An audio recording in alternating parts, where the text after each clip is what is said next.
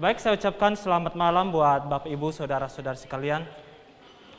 Baik, sebelum memulai kebaktian doa kita jam 7 pas nanti, saya mengajak Bapak Ibu, Saudara-saudara sekalian untuk membuka lagu himnenya dari nomor 420. Batu Karang Perlindungan, nomor 420.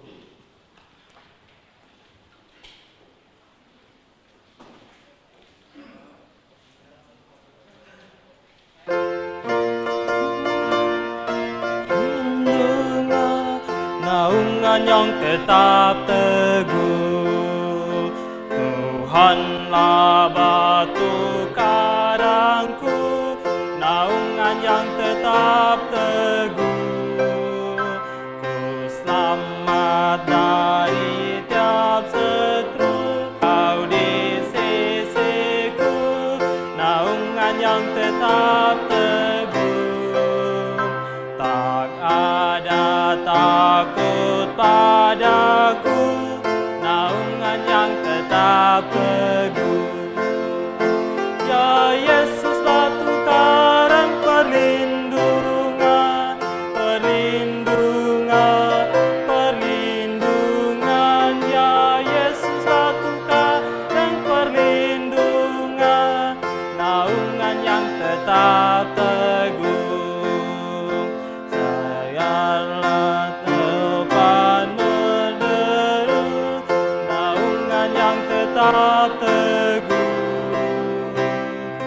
Goncang perlindunganku, naungan yang tetap teguh. Ya Yesus, batu karang perlindungan, perlindungan, perlindungan. Ya Yesus, batu karang perlindungan, naungan yang tetap teguh. Ya Tuhanku, Kau sungguhlah naungan yang tetap teguh, penolongku selamanya. 300.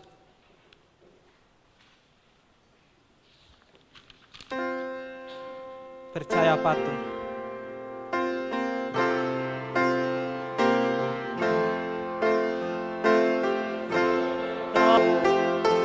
Percayalah, patuh pada alam, agar hidup bahagia. Percaya patuhlah, kekecewaan gelap dan bayangan lenyap, dalam kasih-Nya terteguh. Hilang bimbang ragu, hilang tangis sendu, bila hidup percaya patuh. Percayalah, patuh pada alam, agar hidup bahagia. Percaya patuhlah, takkan ku pahami kasih-Nya yang murni, sebelum ku serahkan penuh hidup serta sekalian atas mezbah Tuhan, dengan hati percaya patuh. Percayalah, patuh pada alam, agar hidup bahagia. Percaya patuhlah, ku beserta Tuhan dalam perjalanan, persekutuan indah teguh. Jalannya ku ikut, perintahnya ku turut, selamanya percaya patuh. Percayalah, patuh pada alam, agar hidup bahagia. Percaya patuhlah.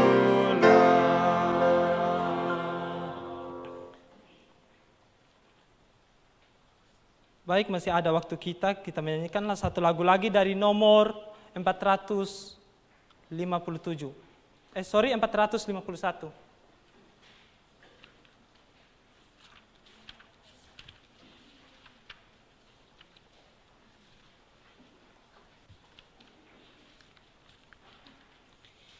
Kita menyanyikan 2 ayat saja, kita menyanyikan ayat pertama dan ayat yang ketiga.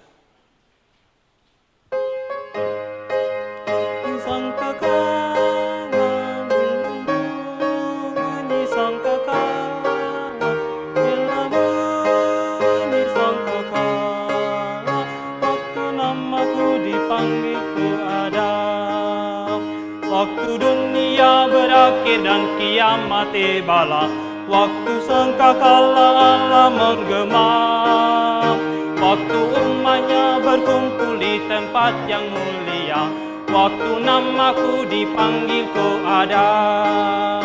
Waktu bunyi sangkakala, waktu bunyi sangkakala, waktu bunyi sangkakala, waktu namaku dipanggil kau ada. Mari kita melayani Tuhan hingga malam gelap, mari terus bersaksi akan kasih-Nya. Bila hidup ini punah dan kerjaku pun genap, waktu namaku dipanggil ku ada. Waktu bunyi sangkakala, waktu bunyi sangkakala, waktu bunyi sangkakala,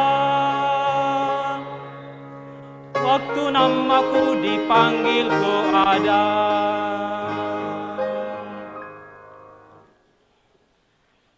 Baik, masih ada waktu kita 5 menit. Kalau ada yang mau ke toilet, saya persilakan. Nanti jam 7 pas kita akan memulai lagi kebaktian kita.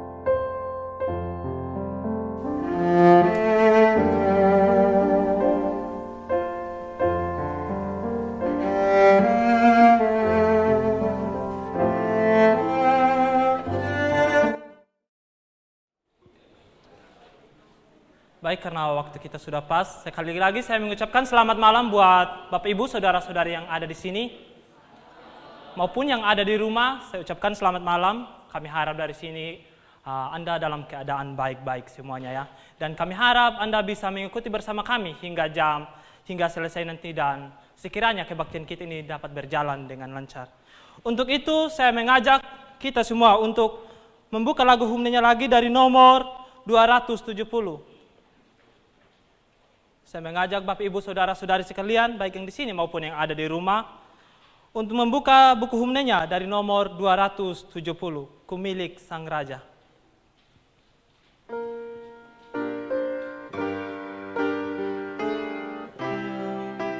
Untuk tinggal dekat tatanya, ku milik Sang Raja, karena kasih-Nya bukan tinggal di istananya. Dia ceritakan tentang kemuliaan sorga yang diterima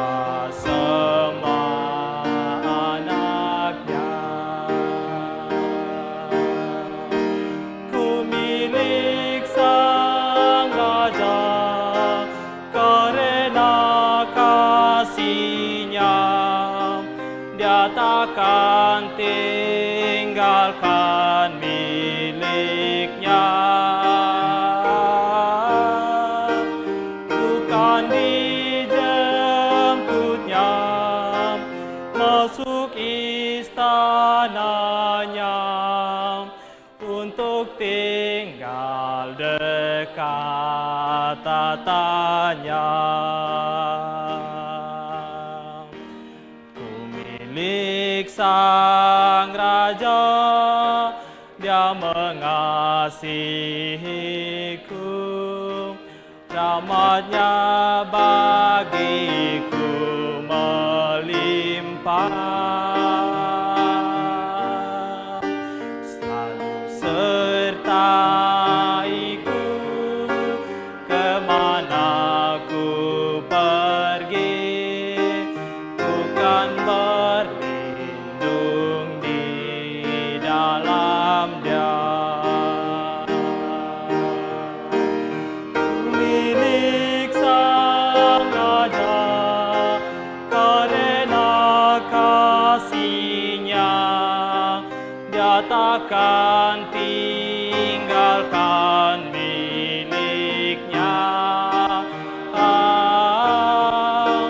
Bukan dijemputnya masuk istananya untuk tinggal dekat tatanya.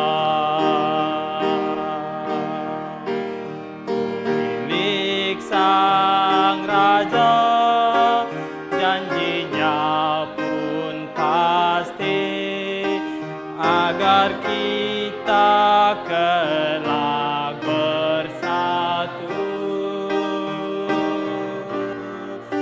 di kerajaannya dengan sungai jernih saat hidup ini berlalu. Ku milik Sang Raja, karena kasih-Nya Dia akan tinggalkan miliknya, bukan dijemputnya masuk istananya untuk tinggal dekat tatanya. Baik, mari kita bersatu hati dalam doa. Segala puji dan syukur Tuhan, terima kasih atas penyertaan-Mu kepada kami. Kami telah melaksanakan segala aktivitas kami hari ini Tuhan.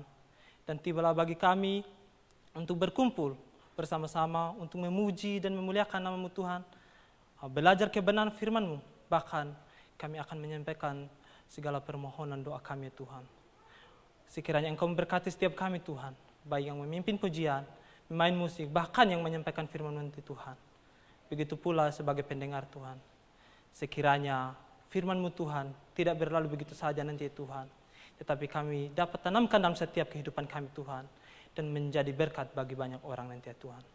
Berkatilah kebaktian kami Tuhan mulai dari awal, pertengahan hingga akhirnya nanti Tuhan. Hanya inilah doa dan permohonan kami. Di dalam nama Tuhan kami Yesus Kristus kami berdoa. Amin. Baik Bapak Ibu Saudara-saudari sekalian, saya mengajak lagi kita untuk membuka Alkitabnya dari buku Humnenya dari nomor 78. Saya mengajak untuk membuka buku Humnenya dari nomor 78. Kurang tahu mengapa Tuhan Allah.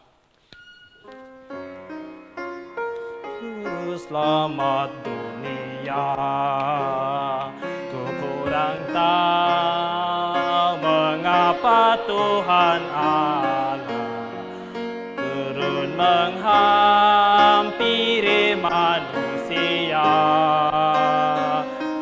Mengapa Kristus bagaikan gembala mencari yang sesat di dunia. Namun ku tahu di Bethlehem lahirnya, hanya palungan tempat tidurnya. Dan di Nazaret dia pun bekerja. Dialah Yesus juru selamat dunia.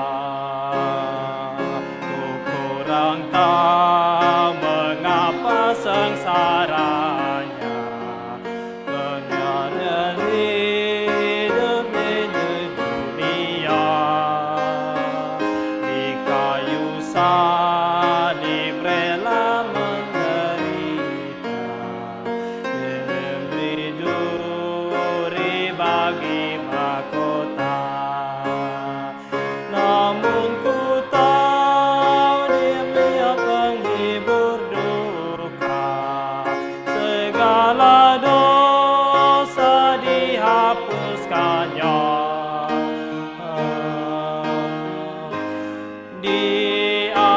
Diangkatnya beban kita semua. Dialah Yesus juru selamat dunia. Ku kurang tahu caranya bagaimana, segala yang sama menyenangkannya. Baik orang timur maupun orang barat, bersama-sama dimenangkannya. Namun ku tahu kelak kemuliaannya akan dipandang tiap manusia. Dan Dia sinarkan bagaikan surya, cahaya Yesus juru selamat dunia. Baik, saya mengajak Bapak Ibu Saudara-saudari untuk membuka Alkitabnya dari Mazmur 128 ayat 1 hingga ayat yang ke-6. Mazmur pasal 128 ayat 1 hingga ayat yang ke-6.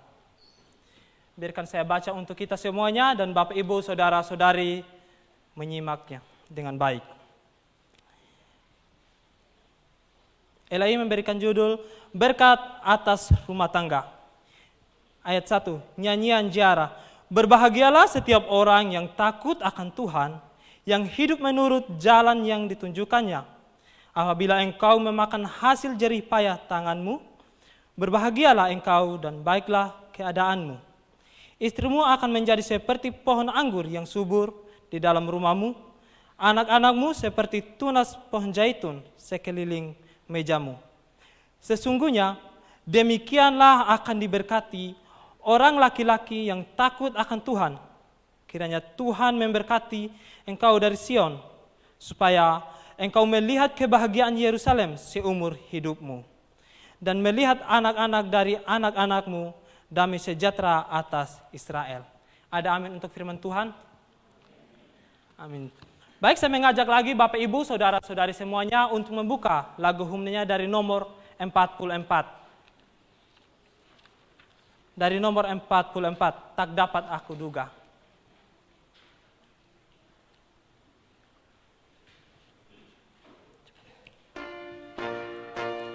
Kelak di surga ku memandang wajahnya, kepada Yesus amatlah tertarik hatiku. Keinginan wajar yang baru, sungguhlah melebihi impian yang mulia. Setiap hari Tuhanku bertambahlah indah, tak dapat aku duga kemuliaannya. Hingga kelak di surga ku memandang wajahnya, terpancarlah kepadaku kemuliaannya, lebih gemilang dari bintang fajar yang cerah. Kerinduanku tiap kali dipuaskannya, setiap hari Tuhanku bertambahlah indah, tak dapat aku duga kemuliaannya. Hingga kelak di surga ku memandang wajahnya. Jikalau ku berduka diberinya penghiburan, dicurahkannya kasihnya yang tak terbandingkan. Kasihku kepada Kristus pun bertambahlah, setiap hari Tuhanku bertambahlah indah, tak dapat aku duga kemuliaannya.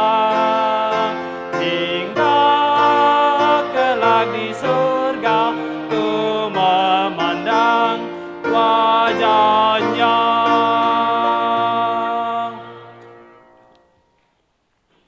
Baik, saya mengajak lagi Bapak Ibu Saudara-saudari sekalian untuk membuka lagu himnenya dari nomor 309. Kita menyanyikan dari buku himne nomor 309, Semakin Dekat.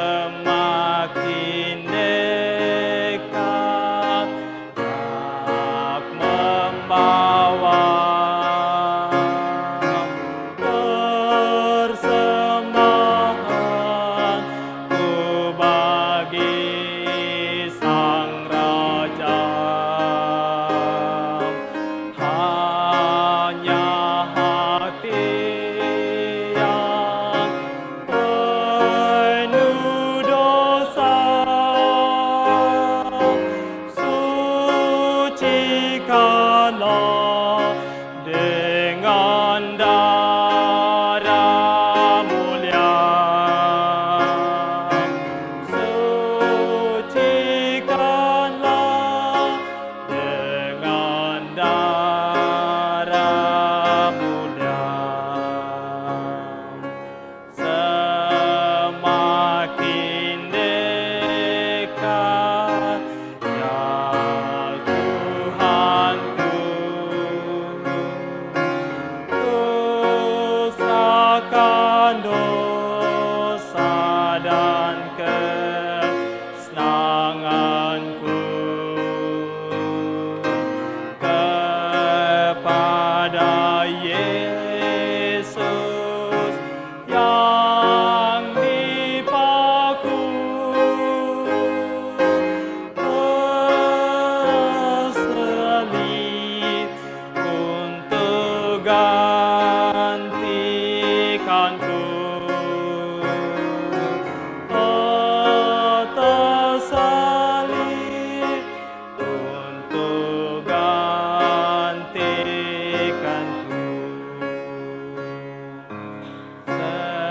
Semakin dekat dalam hidup,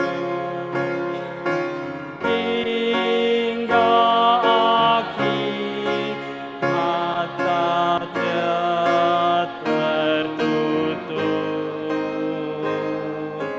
Selamanya bersama Yesus, lebih dekat dengan Sang Penebus, lebih dekat dengan Sang Penebus. Amin. Baik, saya mengajak lagi kita Bapak Ibu Saudara-saudari sekalian, ini lagu terakhir kita dari nomor 297. 297 di tempat yang lebih tinggi. Setelah dinyanyikan ayat pertama, saya persilakan kepada yang berkhotbah untuk menggantikan saya di sini.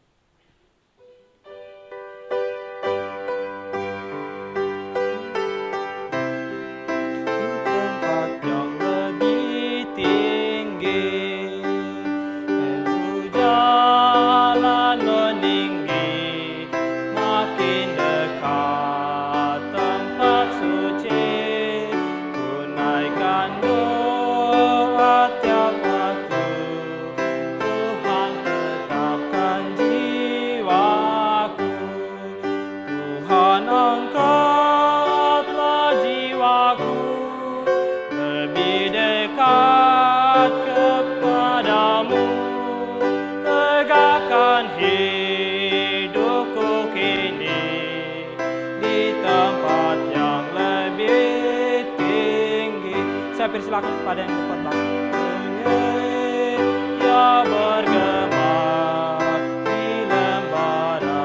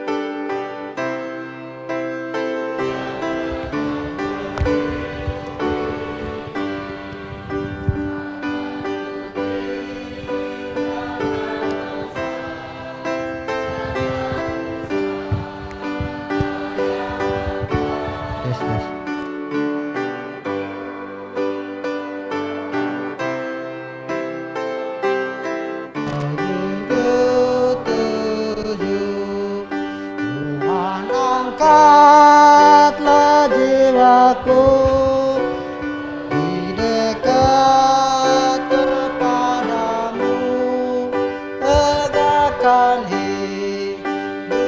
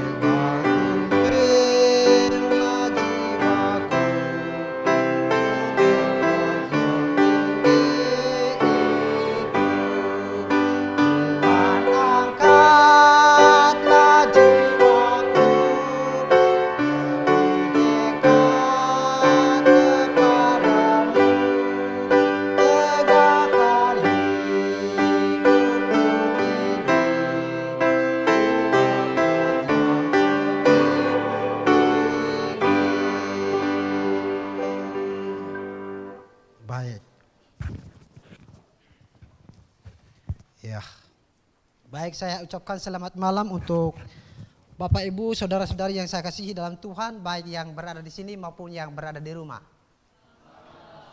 Bagaimana kabarnya pada malam hari ini? Ya, puji Tuhan, kita masih dalam keadaan baik-baik saja, dan saya juga berharap jemaat yang berada di rumah juga dalam keadaan baik-baik saja. Dan sebelum kita menaikkan pokok-pokok doa kita akan mendengarkan firman Tuhan, dan sebelum itu saya mengajak kita untuk berdoa. Kita berdoa. Bapa di dalam sorga, pada malam hari ini kami sangat mengucap syukur atas kasih Tuhan dalam hidup kami. Kami anak-anak Tuhan sudah berkumpul bersama di tempat ini. Kami menyadari Tuhan bahwa kami adalah orang-orang yang berdosa, yang seharusnya akan masuk neraka. Tapi karena kasih karunia Tuhan dalam hidup kami, Kau datang ke dalam dunia, mati di atas kayu salib demi menebus dosa-dosa kami Tuhan. Sehingga kami terlepas dari hukuman yang seharusnya kami terima, tapi Engkau telah terima karena kami. Itulah sebabnya kami berkumpul Tuhan untuk memuliakan Tuhan dan akan mendengarkan firman-Mu Tuhan. Tuhan yang memberikan kami hikmat, karena apa yang kami pelajari pada malam hari ini kami sungguh-sungguh dapat aplikasikan dalam hidup kami Tuhan. Baik yang berkhotbah, baik yang jemaat yang mendengarkan. Inilah doa kami Tuhan. Jadi dalam nama Tuhan Yesus kami telah berdoa dan mengucap syukur. Amin.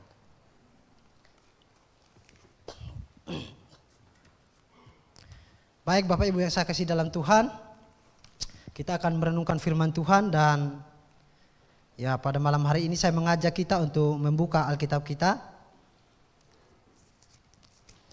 Kita akan membuka Alkitab kita terambil dari 2 Timotius pasal 4. Kita akan membaca ayat yang pertama hingga ayatnya yang ketiga. Sekali lagi 2 Timotius pasal 4 ayat yang pertama hingga ayatnya yang ketiga. Setelah hitungan ketiga kita akan membacanya secara bersama-sama. 1, 2, 3. Di hadapan Allah dan Kristus Yesus yang akan menghakimi orang yang hidup dan yang mati, aku berpesan dengan sungguh-sungguh kepadamu, penyataannya kepada dan kerajaannya, beritakanlah firman, siap sedialah, baik atau tidak baik waktunya, nyatakanlah apa yang salah, tegurlah dan nasihatilah dengan segala kesabaran dan pengajaran.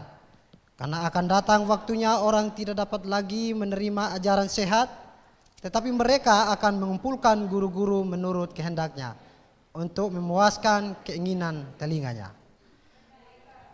Ya, sampai ayat yang ketiga saja. Jadi Bapak Ibu yang saya kasih dalam Tuhan, kitab 1 dan 2 Timotius ditulis oleh Rasul Paulus, dan juga banyak kitab-kitab yang lain yang ditulis oleh Rasul Paulus. Tetapi pada malam hari ini kita sudah membaca dari 2 Timotius pasal 4 ayat yang pertama hingga ayat yang ketiga, dan kita akan merenungkan bersama. Dan saya ingin kita merenungkan bersama, dan saya memberikan judul tema khotbah saya pada malam hari ini, yaitu tugas dan tanggung jawab setiap orang yang sudah diselamatkan. Jadi tugas dan tanggung jawab setiap orang yang sudah diselamatkan. Jadi Bapak Ibu yang saya kasih dalam Tuhan, Alkitab memberitahukan kita setelah kita bertobat dan percaya kepadanya, ada tugas dan tanggung jawab yang harus kita lakukan. Di dalam 1 Petrus pasal 3 ayat 15, di situ dikatakan bahwa kuduskanlah Kristus di dalam hatimu. Baik atau tidak baik waktunya untuk memberikan pertanggungjawab kepada tiap-tiap orang yang mau minta pertanggungjawab pengharapan yang ada padamu. Berarti ada tanggung jawab setiap orang-orang yang sudah diselamatkan untuk melaksanakan pekerjaan Tuhan. Jadi kalau kita berbicara tentang tugas dan tanggung jawab, berarti ada suatu pekerjaan yang dipercayakan oleh pribadi yang lain atau seorang yang lain untuk kita laksanakan apa yang dia perintahkan kepada kita.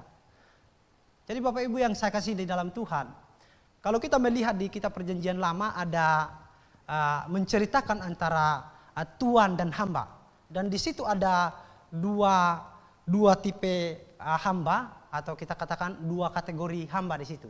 Ada hamba yang bekerja kepada tuannya, dia bekerja itu dihitung dari 1 tahun hingga sampai 6 tahun. Dan pada tahun yang ke-7 dia akan bebas dari pekerjaan itu. Jadi hamba itu ada batasnya dia bekerja pada tuannya itu. Kalau kita melihat dari kitab Perjanjian Lama, nanti Bapak Ibu bisa melihat di kitab Keluaran 21. Dan juga ada di kitab Ulangan 15. Nanti Bapak Ibu bisa melihatnya. Dan juga ada satu lagi hamba yang saya katakan tadi berbeda dengan yang satu. Hamba yang satu ini tidak ada batas waktunya dia bekerja kepada tuannya itu. Jadi mengapa bisa seperti itu? Mungkin kalau kita melihat, ya, kalau kita melihat berarti kalau hamba yang satu tadi itu saya katakan tadi dia itu bekerja dari 1 tahun hingga sampai 6 tahun. Jadi nanti pada tahun yang ke-7 dia bebas. Dia boleh pilih keluar untuk mencari tuan yang lain atau mencari pekerjaan di tempat lain. Dia bebas.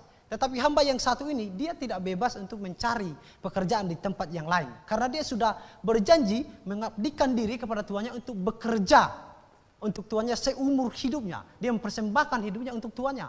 Mengapa? Bapak Ibu yang saya kasih dalam Tuhan, mungkin kalau kita melihat, mungkin dia melihat bahwa tuannya ini lemah lembut. Tuannya ini kalau perintahkan sesuatu untuk dikerjakan, dia arahkan dengan rendah hati, dengan lemah lembut. Sehingga dia sakit diperhatikan, dikasih makan, dikasih minum. Mungkin dia melihat tuannya ini begitu baik terhadap dia. Sehingga dia berjanji, ada komitmen di dalam dirinya, dia menganggap bahwa tuannya ini sangat baik. Bahkan tuannya ini menganggap dia seperti anaknya sendiri. Sehingga dia tidak mau pergi ke tempat yang lain lagi. Karena dia merasa bahwa tuannya sangat baik terhadap dirinya. Sehingga dia tidak mau melepaskan dirinya. Dia mengabdikan dirinya untuk bekerja sedemikian rupa di tempat tuannya ini yang begitu baik terhadap dirinya. Jadi Bapak Ibu yang saya kasih di dalam Tuhan. Jadi kita bisa mengambil pelajaran dari mereka gitu. Dan hamba yang saya katakan tadi bahwa dia itu tidak ada batas waktunya itu berbeda dengan hamba yang masih ada batas waktunya tadi. Dia dikasih tanda. Tandanya apa? Tandanya sebagai bukti dia bahwa dia itu mengabdikan dirinya kepada tuannya seumur hidupnya. Tandanya itu dikasih anting-anting di telinganya. Dikasih anting-anting. Jadi ada tanda. Jadi beda dengan hamba yang satu. Jadi Bapak Ibu yang saya kasih dalam Tuhan, kalau kita melihat diri kita sendiri ini sebenarnya sama dengan hamba yang saya katakan tadi bahwa tidak ada batas waktu untuk melayani. Ada dikasih tanda. Dan kita juga dikasih tanda sebenarnya sebagai milik Tuhan Yesus Kristus. Apa tandanya? Tandanya adalah ada Roh Kudus di dalam hati kita. Jadi ketika seseorang bertobat dan percaya menerima Tuhan sebagai Tuhan dan Juru Selamanya di dalam hatinya, mengaminkan bahwa Yesus telah mati untuk menggantikan dia dihukum dan dosa-dosanya telah diselesaikan oleh Yesus Kristus, maka disitulah ada tandanya masuk di dalam diri kita. Tandanya apa? Roh Kudus masuk memeterikan kita sebagai bukti bahwa kita adalah milik Tuhan, milik Allah kita, milik Juru Selamat kita, yaitu Yesus Kristus. Jadi kita ada tanda juga di dalam hati kita. Bedanya tanda kita dengan tanda yang hamba yang saya katakan tadi, tandanya itu dikasih pakai anting-anting di telinganya. Sedangkan tanda di kita adalah tandanya Roh Kudus yang masuk dalam hati kita. Kita melihat bukti-bukti dalam Alkitab misalnya. Di Efesus pasal 1 ayat 13 di sini, ketika percaya dimeterikan oleh Roh Kudus sebagai tanda milik Allah. Juga 2 Korintus pasal 1 ayat 21, 22 juga dikatakan bahwa dimeterikan oleh Roh Kudus sebagai tanda milik Allah. Jadi Bapak Ibu yang saya kasih dalam Tuhan, kita sebagai orang-orang yang sudah memiliki tanda, sudah dimeterikan menjadi miliknya. Maka hidup kita ini bukan hidup untuk diri kita sendiri lagi. Tetapi hidup kita ini sepenuhnya mengabdikan diri kepada Tuhan dan mau melakukan segala sesuatu apa yang diperintahkan Dia terhadap diri kita. Kalau kita melihat kitab Galatia pasal 2 ayat yang ke-20 di situ dikatakan bahwa hidupku sekarang bukan milikku sendiri lagi, tetapi ada Kristus yang hidup di dalam aku. Jadi ada Kristus yang hidup di dalam kita. Oleh sebab itu ketika ada Kristus di dalam hati kita, ada Roh Kudus yang menjadi tanda miliknya bagi kita, maka ada suatu pekerjaan yang dipercayakan oleh Tuhan kita Yesus Kristus kepada kita. Jadi Bapak Ibu yang saya kasih dalam Tuhan, jadi saya ada kasih 3S di sini. Saya ada kasih 3S di sini karena saya melihat khotbah Pak Stephen juga ada kasih tanda, kasih susun poin-poin seperti itu. Jadi saya juga malam hari ini mencoba untuk menyusun poin sedemikian rupa, walaupun khotbah saya mungkin tidak sistematis. Tetapi kalau kata Pak Suento, kalau misalnya kurang jago ya maklumlah, karena masih mahasiswa saudara yang saya kasih dalam Tuhan. Jadi apa tugas dan tanggung jawab setiap orang Kristen yang sudah diselamatkan? Ya, kita akan melihat di konteks ini. Saya akan membaca untuk kita. Di sini dikatakan 2 Timotius pasal 4 ayat 2 dikatakan, beritakanlah firman, siap sedialah baik atau tidak baik waktunya, nyatakanlah apa yang salah, tegurlah dan nasihatilah dengan segala kesabaran dan pengajaran. Jadi S yang pertama yang saya berikan untuk kita renungkan bersama yaitu siap sedia untuk memberitakan Injil. Mengapa? Karena ini perintah Paulus kepada kita. Juga perintah Paulus ini diilhami oleh Roh Kudus, berarti ini perintah Allah terhadap diri kita. Di 1 Korintus pasal 9 ayat 16 itu dikatakan, jikalau aku tidak memberitakan Injil, aku tidak mempunyai alasan untuk memegahkan diri, sebab itu adalah keharusan bagiku. Celakalah aku jikalau aku tidak memberitakan Injil. Berarti ada tanggung jawab yang dipercayakan oleh Tuhan kepada kita. Dan 1 Timotius pasal 1 ayat 12 dikatakan bahwa aku mengucap syukur kepada Dia yang telah mempercayakan pelayanannya kepadaku. Pelayanan apa itu? Pelayanan memberitakan Injil. Jadi kita bertanya, Injil itu apa? Injil itu adalah kabar baik. Kalau dalam bahasa asli, Evangelion. Walaupun saya tidak ambil bahasa Yunani, tapi bisa tahu sedikit-sedikit ya. Jadi Bapak Ibu yang saya kasih dalam Tuhan, kabar baik tentang siapa? Kabar baik tentang Yesus Kristus yang tadinya Dia di tempatnya di sorga. Di tempat yang penuh bahagia, penuh sukacita, ya, tidak ada ratap tangis katanya, tidak ada kesedihan di sana. Tetapi Dia datang ke dalam dunia yang penuh dengan dosa, penuh dengan penghinaan, penuh dengan penghujatan, penuh dengan kejahatan. Mengapa? Pertanyaan kita, mengapa Dia datang ke dalam dunia ini? Mengapa Dia datang ke dalam dunia ini? Karena Dia membuktikan kasih-Nya yang sangat besar. Di dalam Yohanes 3 ayat 16, karena begitu besar kasih Allah akan dunia ini sehingga mengaruniakan anaknya yang tunggal, supaya setiap orang yang percaya kepadanya tidak binasa, melainkan beroleh hidup yang kekal. Jadi mengapa Dia datang? Karena Dia melihat bahwa manusia sudah berdosa, sudah jatuh dalam dosa. Manusia yang berdosa tidak mungkin bisa lagi pergi ke surga. Mengapa? Karena surga adalah tempat yang kudus, tempat yang suci, yang tidak boleh setitik dosa pun masuk ke dalamnya. Itulah sebabnya Tuhan Yesus datang ke dalam dunia. Dia sudah melihat dari sananya, dari surga, bahwa manusia tidak mungkin bisa masuk surga dengan cara apapun yang dibuat oleh manusia. Oleh sebab itu Tuhan datang sendiri, pakai caranya sendiri, harus melalui pribadinya, harus melalui Yesus Kristus, bahwa Dia datang ke dalam Dia, mati di atas kayu salib untuk menanggung dosa-dosa manusia. Dan Tuhan menuntut respon dari manusia untuk beriman dengan benar, beriman dengan sungguh-sungguh, bertobat dan percaya kepadanya. Bertobat artinya menyesali dosa, bahwa saya adalah orang yang berdosa, yang tidak bisa masuk surga karena saya adalah orang yang berdosa. Tetapi karena kasih karunia Tuhan, karena rahmatnya yang begitu besar, Dia datang ke dalam dunia, terpaku di atas kayu salib, demi menyelamatkan dosa semua umat manusia di muka bumi ini. Bukan hanya dosa orang pilihan, bukan hanya dosa sebagian manusia, tetapi untuk keseluruhan manusia di muka bumi ini. Itulah sebabnya Dia berkata bahwa lihatlah anak domba Allah yang menghapus dosa dunia. Yohanes memberitahukan kita. 1 Yohanes pasal 2 ayat 2 dikatakan bahwa Ia menghapus dosa seluruh dunia, terutama ya kita ini yang percaya juga, termasuk di dalamnya. Ya. Dia adalah juru selamat semua manusia katanya, terutama yang percaya. 1 Timotius 4 ayat 10. Jadi Bapak Ibu yang saya kasih di dalam Tuhan, jadi kita dituntut untuk bertobat dan percaya dengan sungguh-sungguh kepadanya. Baru kita bisa mendapat kepastian masuk surga. Tetapi ada orang hari ini, bukan hari ini saja, memang sudah banyak ya. Banyak orang yang berkata bahwa mereka salah paham. Cara beriman yang benar, mereka tidak cukup bertobat dan percaya kepada Yesus Kristus. Harus ditambah dengan perbuatan baik. Harus ditambah dengan baptisan. Harus ditambah dengan perjamuan kudus. Harus ditambah dengan berbuat amal dan lain sebagainya. Oh Bapak Ibu yang saya kasih dalam Tuhan. Nah ini orang-orang yang kita katakan imannya itu tidak sesuai dengan firman Tuhan. Karena Tuhan katakan tidak ada seorang pun yang bisa masuk surga melalui usahanya. Di dalam Efesus pasal yang kedua, ayat 8-9 dikatakan bukan karena hasil usahamu, bukan karena pekerjaanmu. Diperjelas lagi oleh Titus pasal 3 ayat 5 dikatakan bukan karena perbuatan baik yang telah kamu lakukan, tetapi karena rahmatnya, karena kasih karunia-Nya lah Dia datang ke dalam dunia, mati di atas kayu salib untuk menanggung seluruh dosa manusia.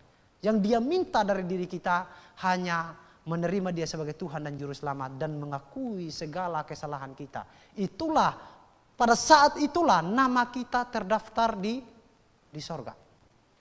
Jadi Bapak Ibu yang saya kasih dalam Tuhan. Jadi orang-orang yang berkata demikian bahwa harus ditambah dengan perbuatan baik. Harus ditambah dengan baptisan. Itu imannya tidak sesuai dengan firman Tuhan. Apakah kita memerlukan baptisan? Apakah baptisan itu tidak penting? Oh, baptisan itu penting. Tetapi penting bukan untuk keselamatan. Baptisan itu penting untuk menggambarkan bahwa Yesus telah mati, dikubur dan bangkit bersama Kristus. Itu fungsinya, bukan untuk keselamatan. Dan ada lagi satu, baptisan itu katanya di dalam Matius pasalnya yang ke 28 ayat 19 di sini dikatakan, pergilah, baptiskanlah, pergilah katanya, jadikanlah semua bangsa muridku dan baptislah mereka. Jadi baptisan itu untuk apa? Untuk menjadi murid, untuk menjadi datang sebagai anggota jemaat, bergabung dengan jemaat-jemaat Tuhan.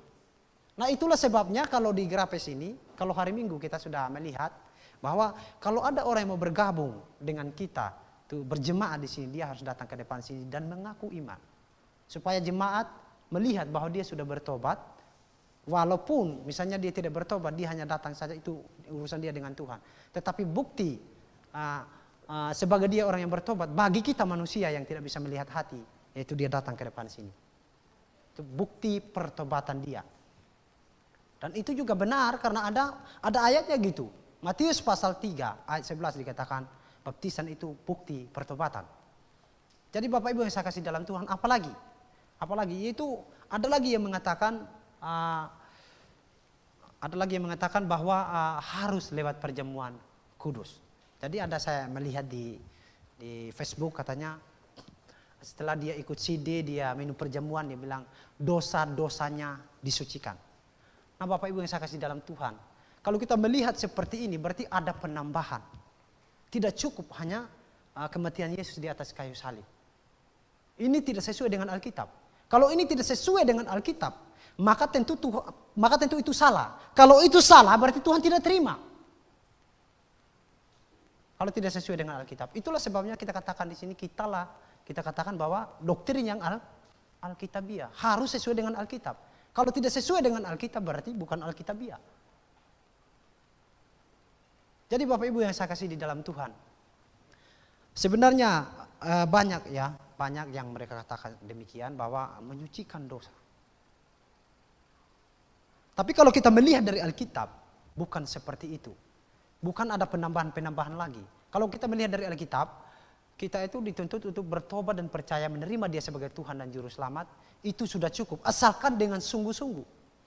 Dan Tuhan menghapus dosa itu segala dosanya. Jadi tidak ada lagi bilang baptisan tambah supaya diselamatkan. Berarti masih ada dosa yang belum ditanggung oleh Tuhan kalau begitu. Kalau harus ditambah lagi gitu. Dengan baptisan atau perjamuan kudus seperti itu. Padahal Tuhan sudah katakan bahwa Dia sudah membayarnya dengan lunas. Harganya telah dibayar. 1 Korintus pasal 7 ayat 23. Harganya telah lunas dibayar. Kalau lunas berarti tidak ada yang tersisa sedikit pun. Tidak ada yang tersisa. Itulah sebabnya kita katakan bahwa dosa yang dari dulu, sekarang bahkan dosa yang akan datang telah dihapus oleh Yesus Kristus di atas kayu salib. Pada saat kita bertobat dan percaya kepadanya dengan sungguh-sungguh. Jadi Bapak Ibu yang saya kasih dalam Tuhan. Jadi kita ibaratkan misalnya kita ada utang 10 juta. Utang 10 juta dari orang lain, orang yang datang. Mau tagih utangnya sama kita. Terus ada yang lewat, misalnya Pak Gatot misalnya. Pak Gatot, ada apa ini? Oh katanya ada, Pak ini dia mau tagih utang nih, saya ada utang 10 juta gitu. Dan Pak Gatot bilang, oh oke lah, Bapak saya ada uang gitu. Baru dia ambil, dia kasih. Dia bilang apa? Dia kasih 10 juta. Dia kasih 10 juta, Pak Gatot bilang harganya telah lunas dibayar. Kalau lunas masih ada yang tersisa kah? Enggak ada lagi. Kalau belum lunas berarti misalnya dia bayar 7 juta saja, berarti masih ada 3 juta. Jadi berarti belum lunas. Itulah Tuhan Yesus mengatakan, dia berseru di atas kayu salib, dia bilang sudah selesai. Jadi artinya sudah selesai, berarti dia telah menanggung dosa manusia dari dulu, sekarang, bahkan dosa yang akan datang. Kalau misalnya dosa yang dari dulu saja, dosa yang sekarang saja dihapus, dosa yang akan datangnya tidak dihapus, maka seruan Tuhan bukan sudah selesai, tetapi belum selesai. Jadi Bapak Ibu yang saya kasih dalam Tuhan, jadi ini tidak sesuai dengan Alkitab. Ada lagi yang mengatakan harus sempurna seperti Bapamu yang di sorga. Mereka mengutip apa? Matius pasal 5 ayat 48, ayat terakhir. Tanya, kamu harus sempurna seperti Bapa di sorga. Nah ini juga kita katakan tidak sesuai dengan firman Tuhan. Mengapa? Karena ketika seseorang bertobat dan percaya kepada Yesus Kristus, maka disitulah terjadi yang namanya transaksi rohani. Jadi posisi Yesus yang kudus diberikan kepada kita, dia mengambil alih posisi kita yang berdosa untuk dia sehingga dia disebut orang yang berdosa. Orang yang berdosa bukan karena dosanya sendiri, tetapi karena dosa keseluruhan manusia di muka bumi ini. Nah disitulah kita mendapat posisi yang kudus dan hati yang kudus karena ada Roh Kudus yang masuk di dalam hati kita. Dan kita tidak akan sempurna seperti dirinya. Waktu Yesus datang ke dalam dunia, dia dicobai oleh iblis. Dia tidak berdosa, tipu di dalam mulutnya tidak ada. Bahkan di kitab Ibrani dikatakan dusta di dalam dirinya tidak ada. Bagaimana dengan kita hari ini? Kita masih ada dusta, kita masih bisa bohong. Itulah sebabnya yang Tuhan kasih kepada kita hanya posisinya yang kudus dengan Roh Kudus yang ada dalam hati kita. Dia tidak kasih karakternya yang kudus bagi kita.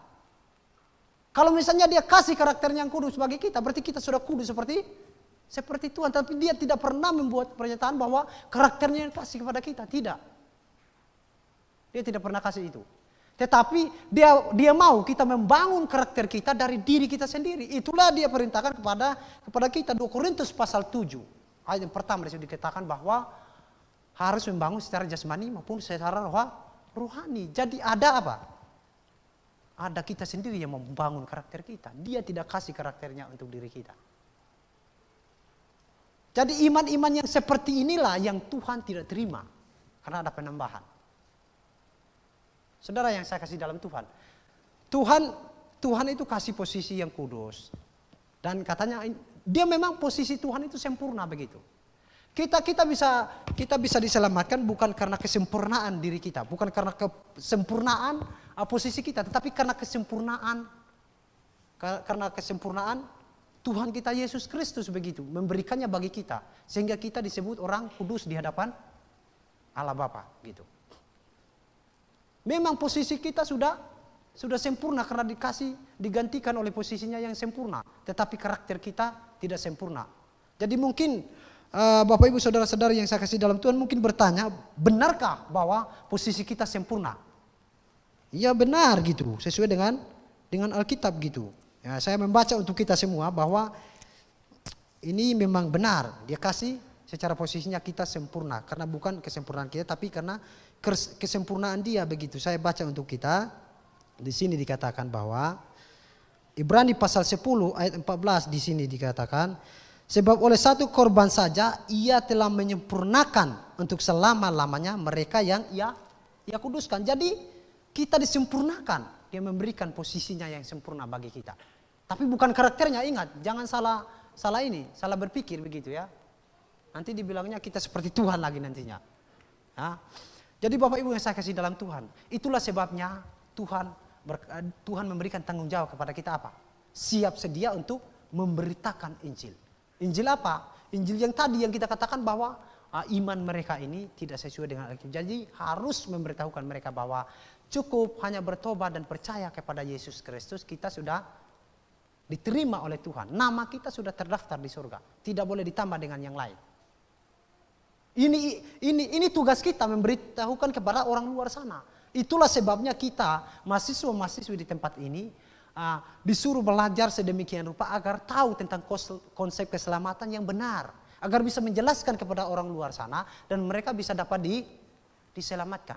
Karena pada saat ini kita katakan pada saat ini mereka dalam keadaan bahaya kalau mereka belum tahu tentang konsep keselamatan yang benar. Itulah sebabnya tugas kita tadi bahwa beritakanlah Injil. Di dalam kitab Yudas ayat 23 dikatakan rampaslah mereka dari api. Jadi diibaratkan sudah di dalam api sekarang ini. Api apa itu? Apakah api yang ada di rumah gitu? Ada gedung yang terbakar baru kita ambil mereka dari dalam, kita tarik mereka? Bukan. Tapi api neraka yang dimaksud oleh Tuhan. Caranya bagaimana supaya mereka terlepas dari api itu? Kita beritakan Injil kepada mereka bahwa kamu diselamatkan hanya oleh Tuhan Yesus dengan cara bertobat dan percaya kepada Yesus Kristus. Tidak boleh ditambah dengan yang lain. Nah inilah yang nama mereka juga terdaftar sama seperti nama kita di sorga gitu. Jadi Bapak Ibu yang saya kasih di dalam Tuhan. Jadi itu poin yang pertama. Saya katakan tadi tugas dan tanggung jawab kita. Siap sedialah untuk memberitakan Injil. Itu S yang pertama. Sekarang S yang kedua.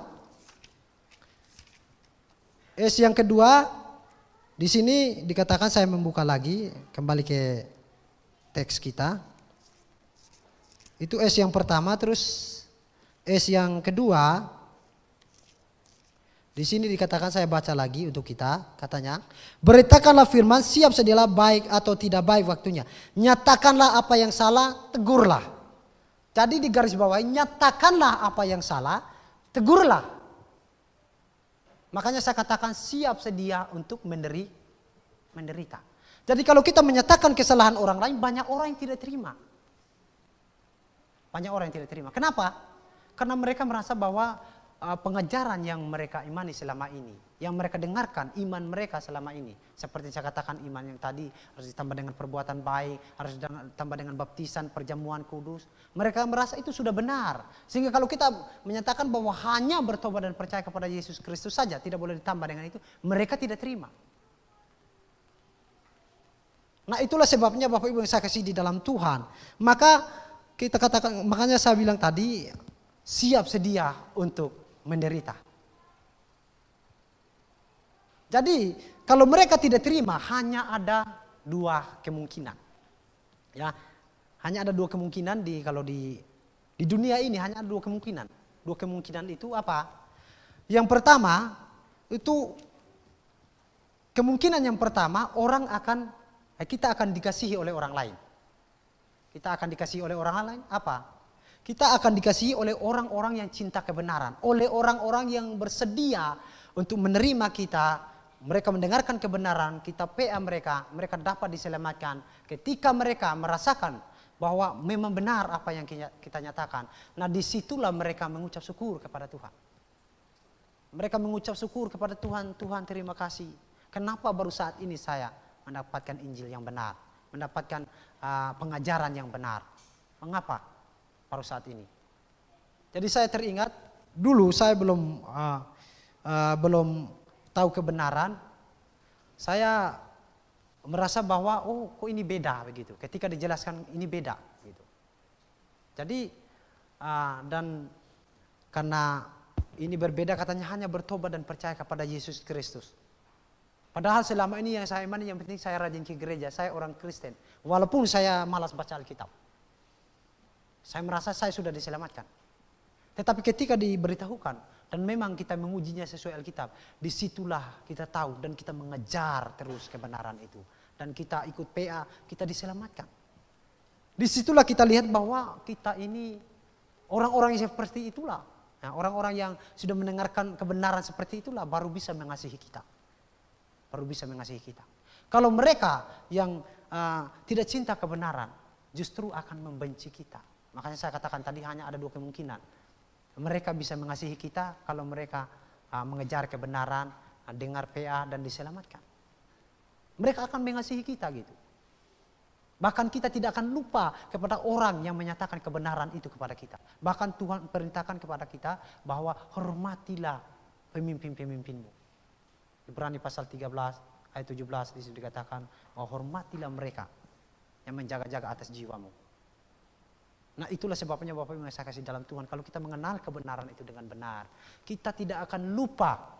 Kita tidak akan lupa orang yang menyatakan kebenaran itu kepada kita. Kita akan mengasihi dia sedemikian rupa. Bahkan Alkitab mengatakan bahwa 2 Timotius 3 ayat 14, ingatlah mereka yang mengajarkan kepadamu. Jadi kita ingat. Itulah sebabnya kita di tempat ini yang baru-baru yang kemarin-kemarin itu mereka yang sudah mendengarkan blog kelas itu pasti mengingat siapa yang menjelaskan kepada mereka.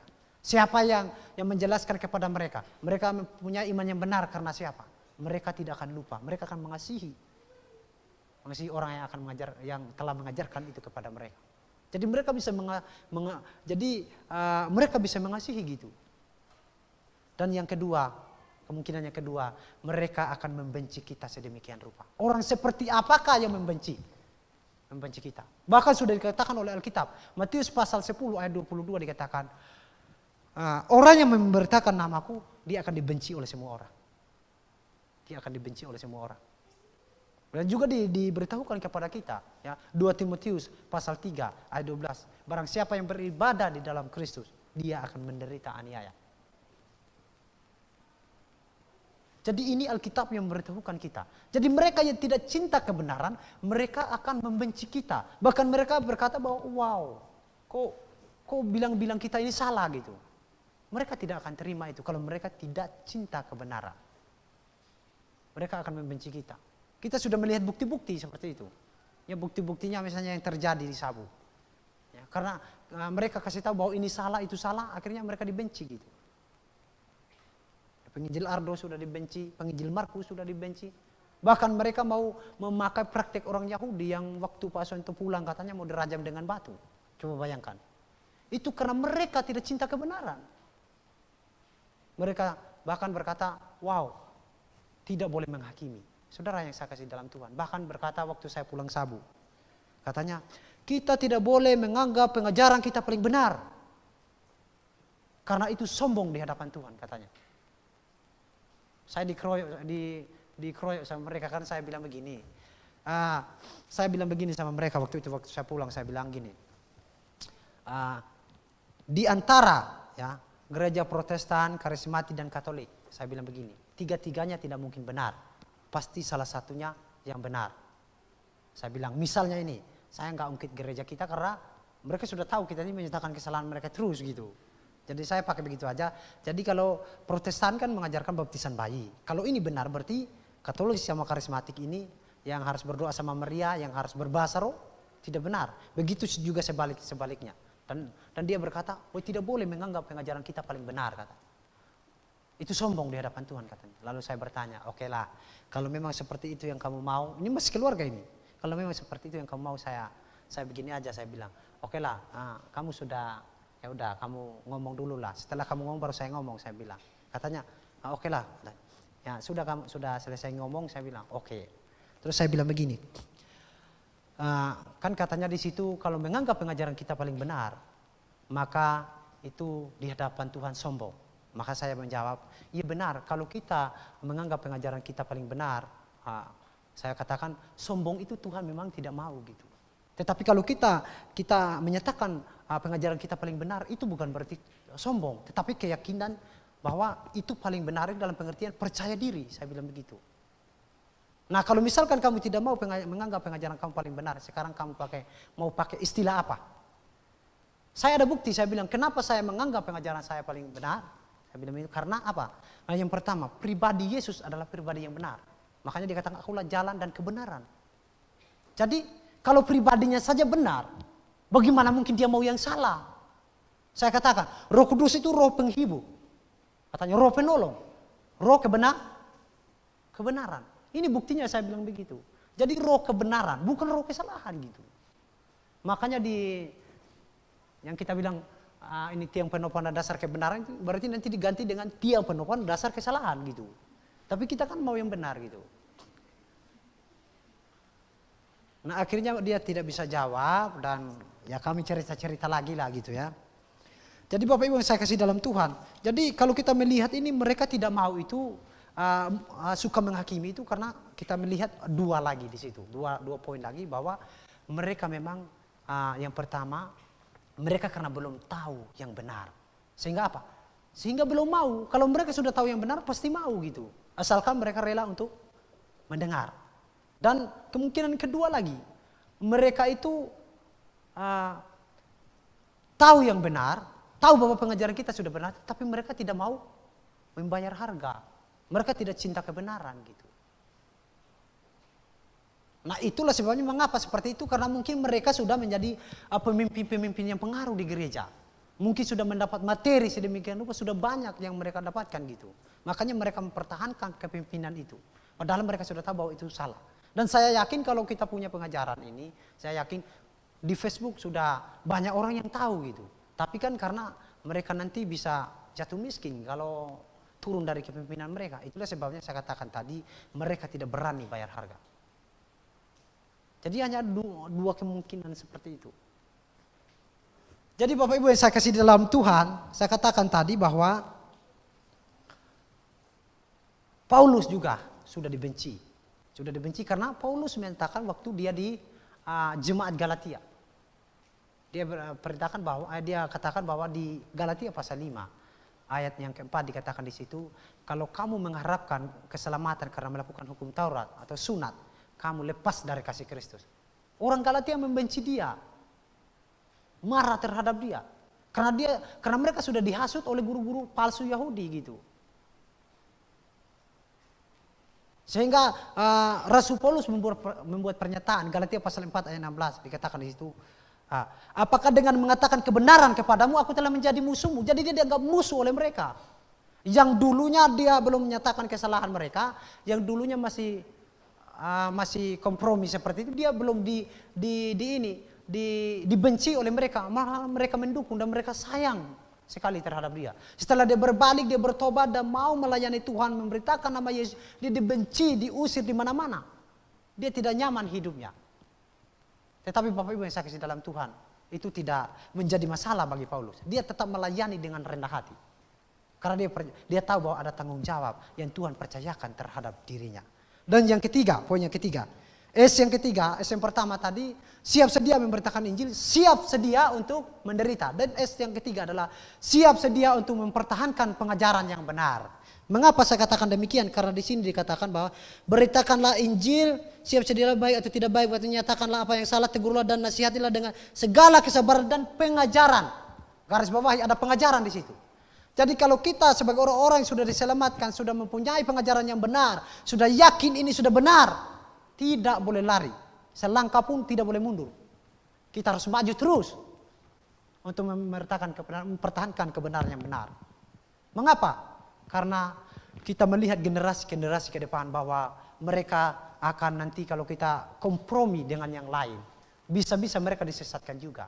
Makanya kata Pak Soento, mimbar Grape tidak boleh diinjak oleh orang luar. Masih ingat? Saudara yang saya kasih dalam Tuhan. Itulah kita harus melakukan separasi. Melakukan separasi. Supaya apa? Supaya kita itu, kata Pak Soento itu kan ini, kayak kartu dikocok-kocok begitu. Jadi akhirnya nanti imannya dia nanti kalau misalnya mereka beritakan kepada kita itu misalnya, mereka beritakan bahwa, diselamatkan karena perbuatan baik lah, karena baptisan lah. Mana yang nanti dia dengar? Mana? Yang kita bilang bertobat dan percaya Yesus sudah cukup, atau mau yang bilang harus ditambah dengan perbuatan baik? Harus dibaptis gitu. Nanti kita keliru. Jadi Bapak Ibu yang saya kasih di dalam Tuhan, jadi apapun masalahnya di dalam hidup kita, kita harus tetap mempertahankan pengajaran yang benar. Karena kenapa? Karena kita harus melihat pernyataan-pernyataan Tuhan bahwa katanya di dalam 2 Korintus pasal yang ke-13 ada 8, aku tidak bisa melakukan apa-apa melawan terhadap kebenaran. Yang bisa aku lakukan hanyalah untuk kebenaran. Paulus pun dulu masih mengajarkan hukum Taurat, tetapi setelah dia mendengarkan yang benar, dia menerimanya.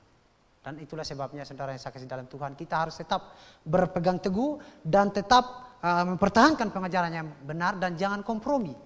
Karena Tuhan katakan, awasilah dirimu sendiri dan awasilah ajaranmu. Bagaimana caranya bisa diawasi? Ya jangan kompromi. Ya karena waktunya sudah sangat singkat, sudah selesai, maka malam hari ini ya cukup kita sampai di sini, bisa bertemu di masa yang akan datang. Terima kasih untuk kita semua.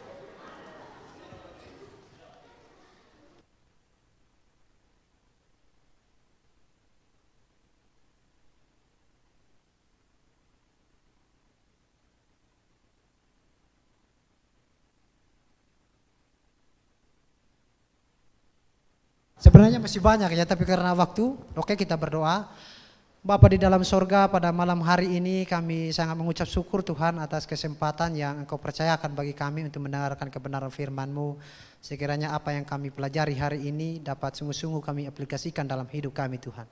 Inilah doa kami, di dalam nama Tuhan Yesus kami telah berdoa dan mengucap syukur kepada Tuhan. Amin.